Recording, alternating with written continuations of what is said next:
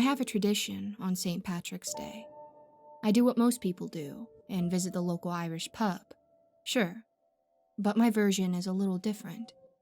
I don't go to drink and get hammered on Guinness and bottom shelf whiskey. No, I go to watch out for those who visit O'Malley's pub.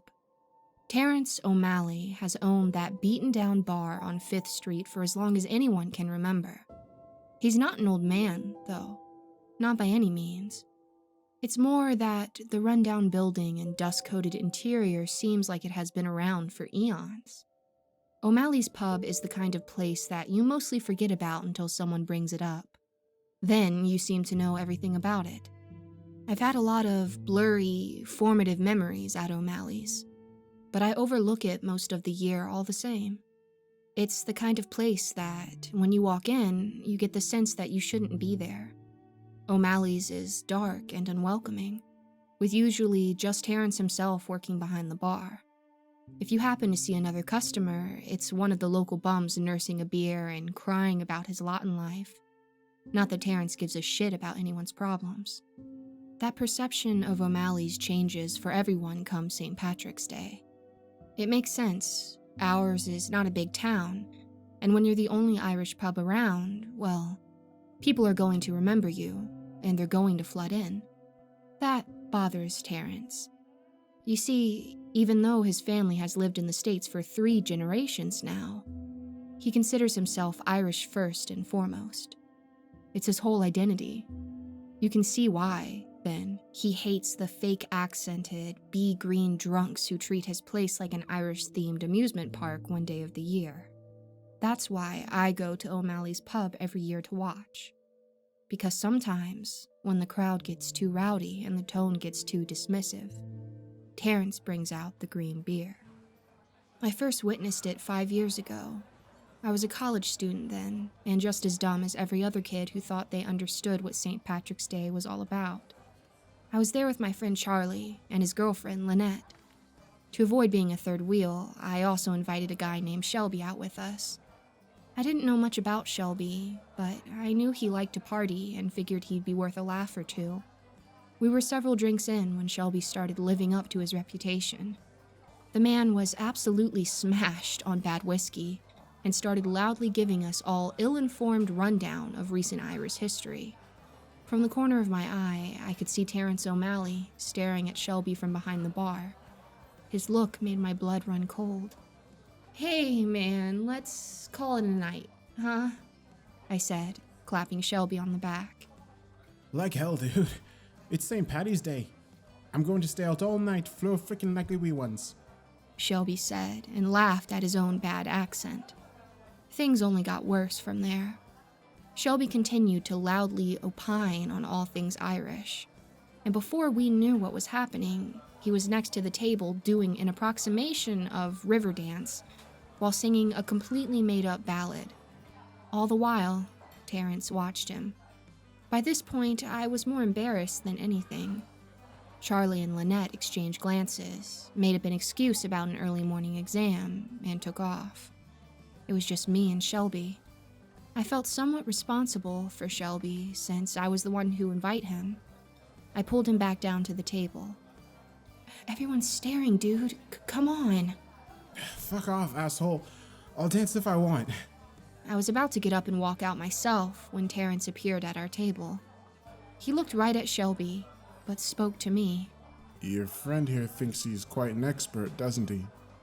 Well, has he ever tried my green beer? Shelby cut in. Oi, I'll try your green beer, brother. He giggled again at his own bad accent. Terence grunted. That you will. It'll open your eyes right up. Something about Terence's tone of voice and expression made me uneasy. I watched as he disappeared into the back room.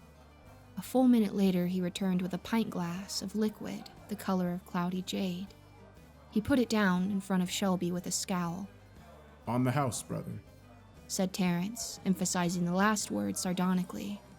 Everything about this situation felt wrong, but part of me felt like Shelby deserved whatever was coming to him.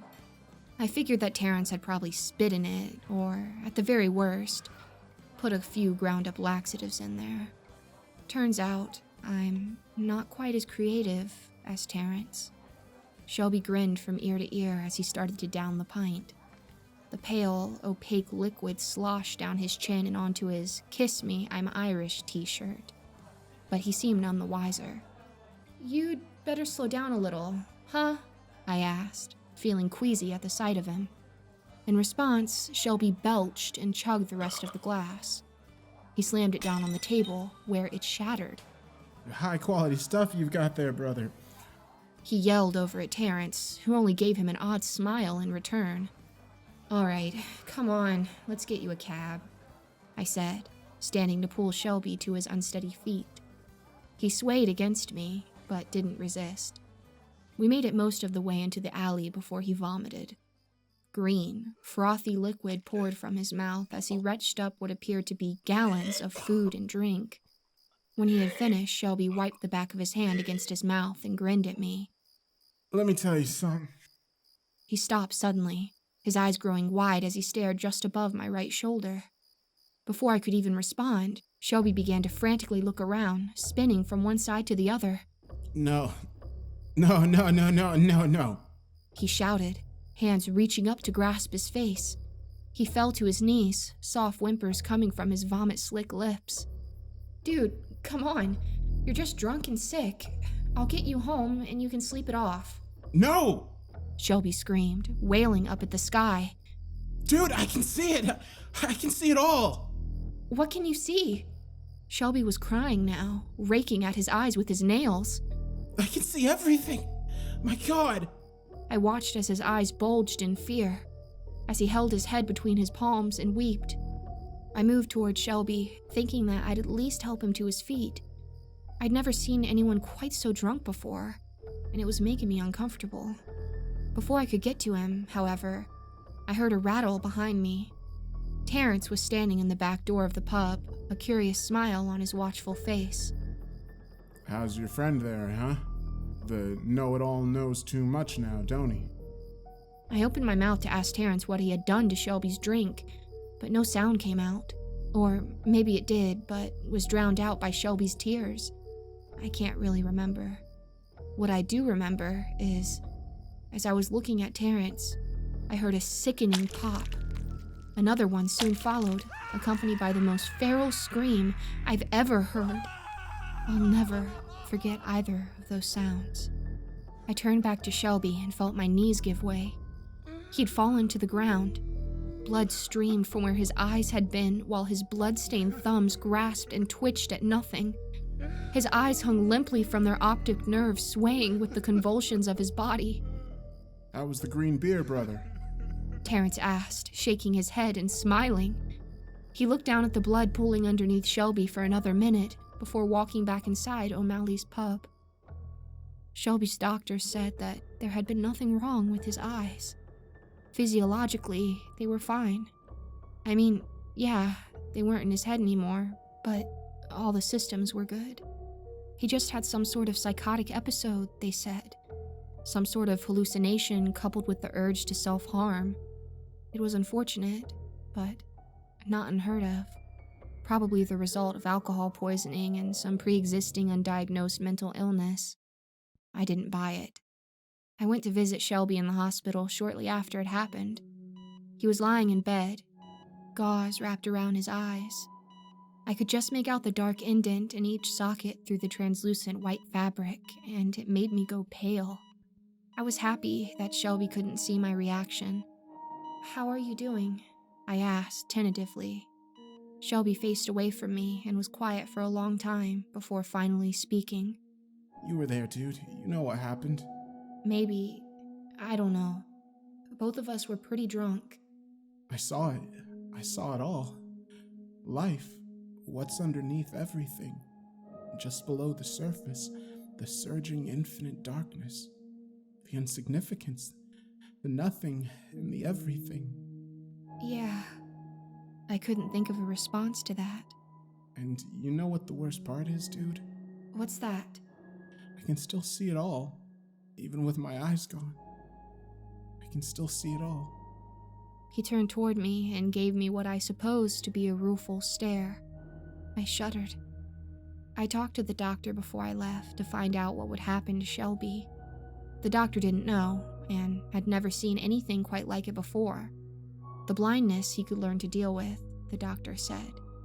But the hallucinations and delusions were proving to be resistant to treatment. As far as I know, Shelby's been in a residential treatment facility these last 5 years. I imagine he'll be there until he dies.